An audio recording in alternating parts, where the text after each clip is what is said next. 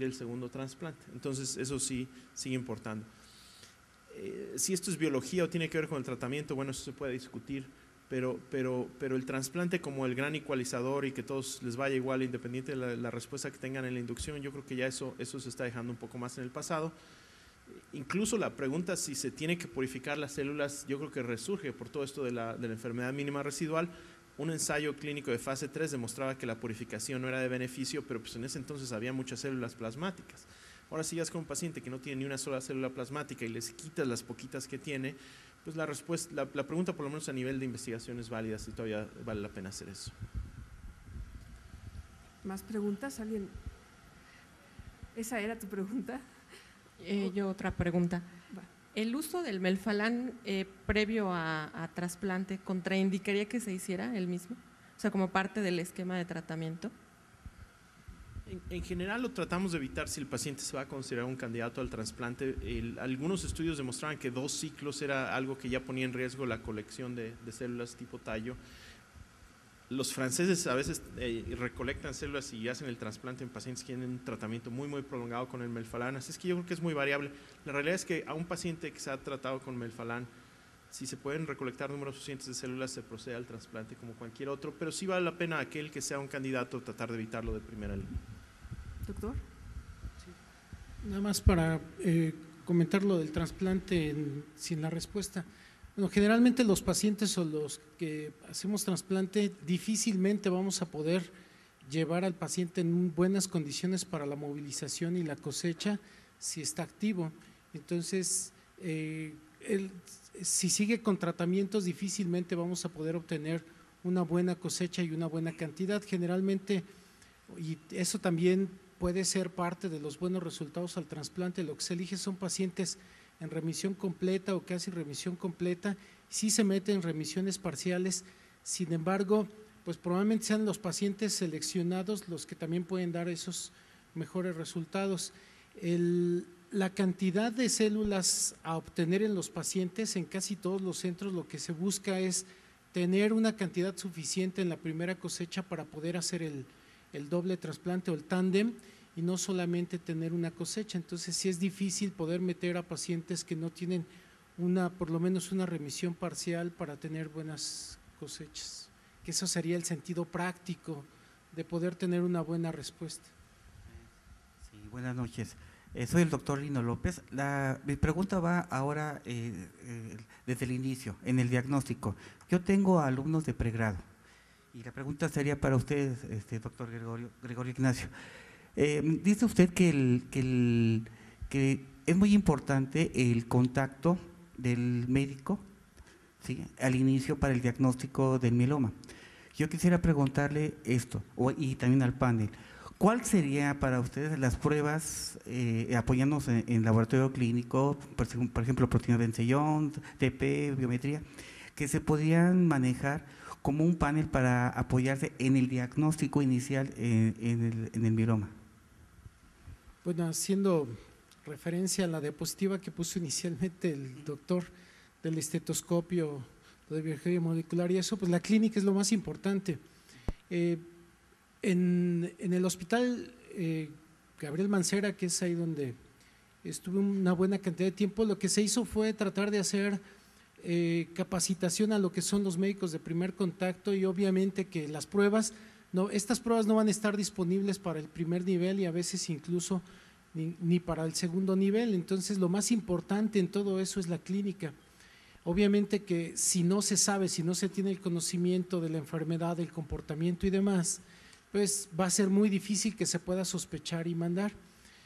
Cuando se hacen las pequeñas rotaciones o capacitaciones en lo que es teórico práctico, que realmente eso es lo que al final da una buena capacitación en los médicos de primer contacto, la cantidad de referencias va a ser más seleccionada, pero es un buen filtro para tener una sensibilidad alta. Ya finalmente los pacientes que no tengan el diagnóstico pues serán egresados o dados de alta. Incluso en el hospital donde actualmente estoy, que es un hospital de tercer nivel, hay pacientes que llegan con sospecha de diagnóstico de mieloma múltiple y al final terminan no siéndolo, pero son los menos. Entonces, la capacitación del médico de primer contacto clínica es lo más importante para hacer una referencia oportuna. Ya la parte de diagnóstico y manejo, pues ya lo harán los servicios involucrados.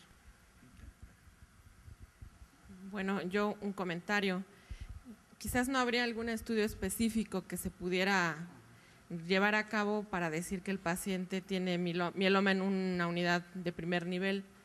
Si ustedes recuerdan, la biometría era prácticamente normal y esto fue un hallazgo. La alteración de la coagulación fue un hallazgo y por otro padecimiento que quizás si no hubiera tenido el tumor de ovario, pues no se hubiera hecho ningún estudio de coagulación. La otra cuestión es que también en muchas unidades está restringido el uso hasta de un perfil hepático. Entonces yo creo que aquí la clínica es básica, coincido con el doctor. O sea, una vez que el paciente manifiesta ciertos datos, pues uno tiene que estudiarlo, ¿no? Digo, se me hace increíble que un especialista, en este caso un ortopedista que revisó imágenes de resonancia magnética, que son estudios muy útiles, pues viendo tantas fracturas no hubiera sospechado algo así, ¿no? Entonces aquí la clínica es imprescindible. Yo le diría para los de pregrado, obviamente la persona que tenga osteoporosis no explicada, sobre todo un hombre, obviamente la falla renal no explicada, anemia no explicada, hipercalcemia o cambios de laboratorio son, digamos, los gatillos más importantes para empezar a pensar en el mieloma múltiple. Afortunadamente, eso realmente es un caso, y coincido completamente con la doctora, que es muy desafortunado todo el intervalo entre que la ve el ortopedista y se diagnostica, donde hay un retraso grandísimo es en la amiloidosis de cadena livianas, que se ha estimado a 2 años y medio de que el paciente empieza a tener síntomas, y ahí obviamente es la cardiomiopatía de tipo infiltrativa, el síndrome nefrótico no explicado, la diarrea no explicada con pérdida de peso, todas esas cosas, neuropatías periféricas, con un neurólogo siempre tiene que estar pensando en eso. Y pues digamos como pruebas, por lo menos en nuestro centro lo que hacemos básico es de la biometría hemática, y mínimo diría que tanto la electroforesis de proteínas, y usamos mucho ahora esto de las cadenas livianas que ya mencionaba. Con esa prueba el mieloma no secretor casi está en vías de extinción, es un porcentaje muy muy bajo de pacientes, pero con eso se cubren la gran mayoría de los pacientes.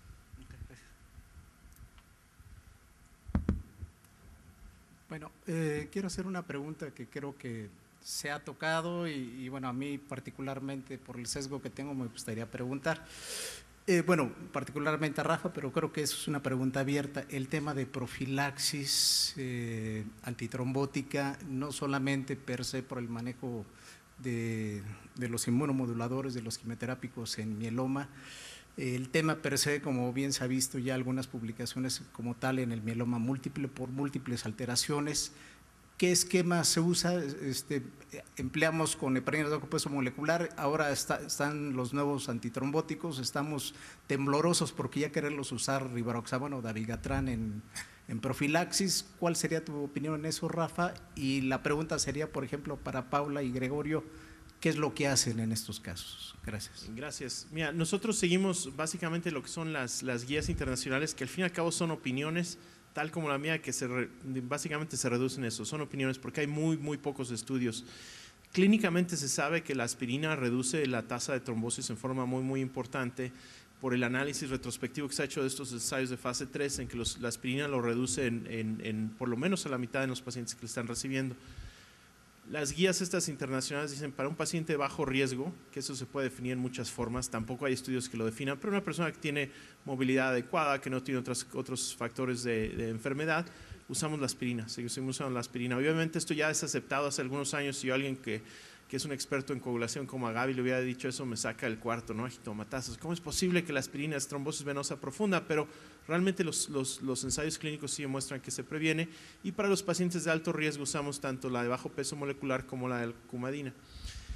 2 puntos más, nada más para recalcar. Uno es que el efecto probablemente perdura un poco más allá de cuando el paciente para el tratamiento, es decir, no cuando el paciente toma su última pastilla ya para.